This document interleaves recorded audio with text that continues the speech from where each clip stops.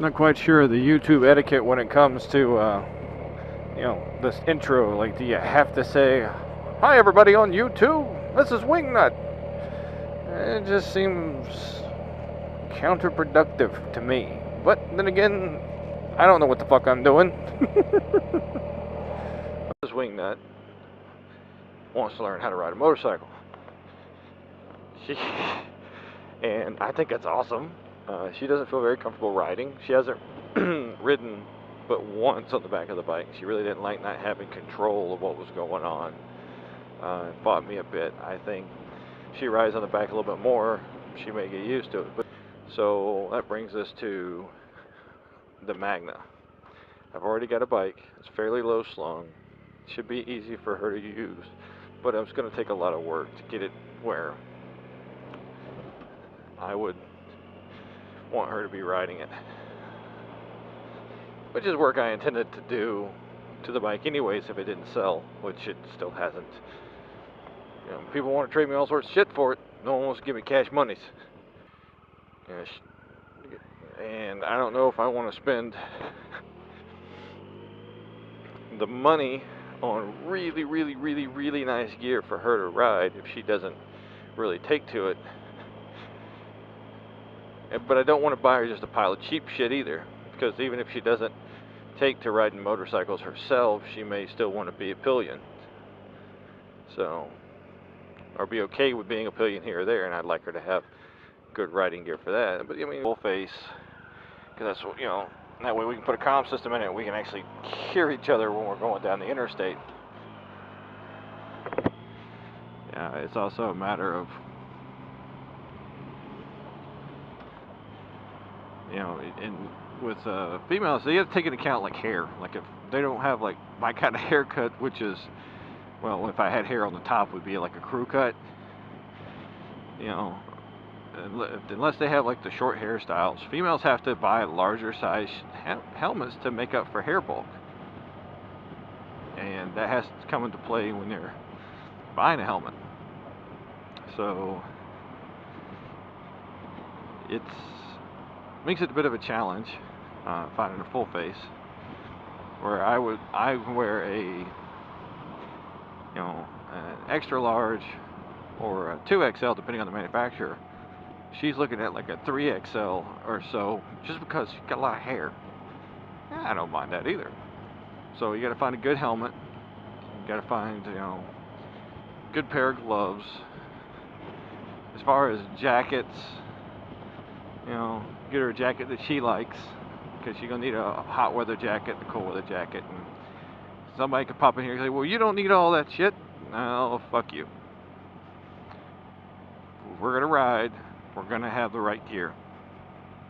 All right. It's just a matter of personal safety. It's a matter of peace of mind. If you don't feel you need that stuff, man, that's all on you. My ass is gonna have gloves,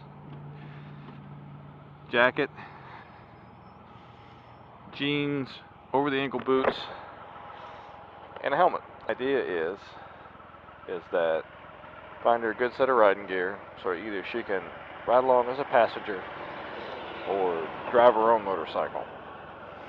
And if she feels that she likes to continue riding and she's not digging the old sport touring cruiser, she wants a different bike, so be it. You know, she can get her own bike, her own style, however she wants it.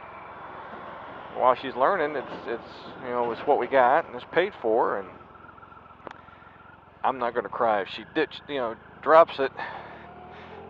Learn it, because, you know, I'm going to tell you right now, if you say, "Oh, I've never dropped a bike," horse shit. You maybe never laid one down going down the street, but you sure as shit have set one down on the pavement when you forgot to put your kickstand down. Or, you know, you're doing learning how to do slow speed turns, didn't turn your head far enough and it flops over on you, or turns your head the wrong way, you fight inertia. So, you know, don't ever try to say you never put one down. You may have never laid one down, may never have wrecked one, but you sure as shit have had one touch the pavement in a way you were not happy with. She wants to get her a Harley fucking Road Glide when she gets, if she learns to ride, go for it. If she wants to get a Yamaha R1, go for it, man. She wants to get CBR, you know, whatever, go for it. I'm not opposed to it. I'm not afraid of my wife riding. She's grown. Now, will I be concerned for her safety? Yeah, like I would anybody else I care about who's going to ride a motorcycle. Any of my friends that ride a motorcycle. Because, I mean, just like driving, you may be the safest person on the road. It don't mean you're the one that's going to cause a problem. So you got to keep your eyes out and whatnot. And go over that with her. She is going to take the safety course if she intends to ride, gets her license. I'm not going to circumvent that at all. I'll pay for it. I'll send her through it. If we can get her signed up on the base, even better. But I think the Motorcycle Safety Foundation course is great for a beginner rider. It was great for me. I had ridden before. I had license before, but I hadn't ridden on the road in the better part of 2 decades. You know, since I was a teenager.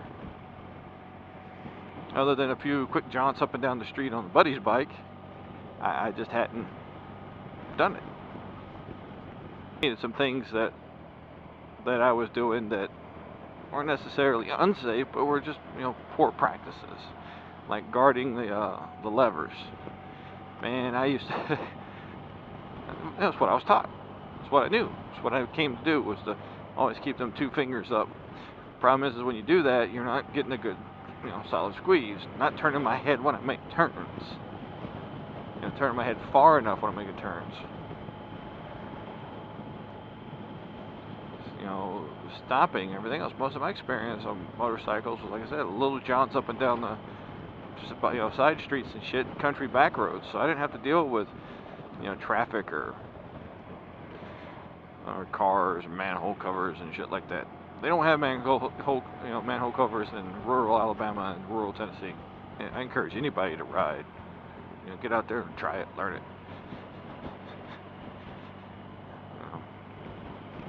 It's fun. There's moments when it's scary, but there's moments when it's scary driving a car. Yes, you're a little bit more exposed to the weather, obviously. But as far as like everyday commuting, and it puts a smile on my face.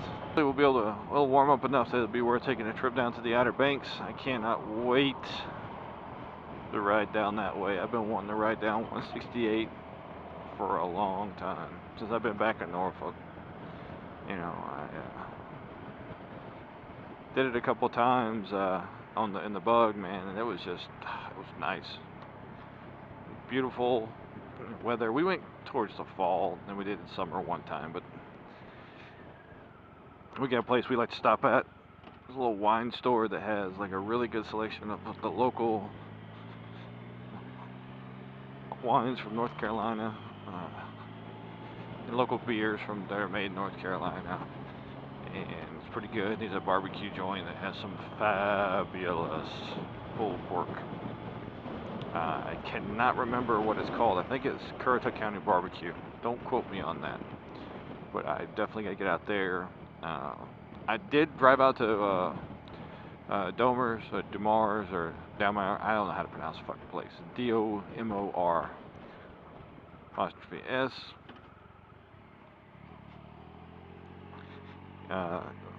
Before I got underway, I was gonna make a video of it for you guys, and then found out that my battery had died. So all the shots and all the time and talking I did about the joint was wiped away.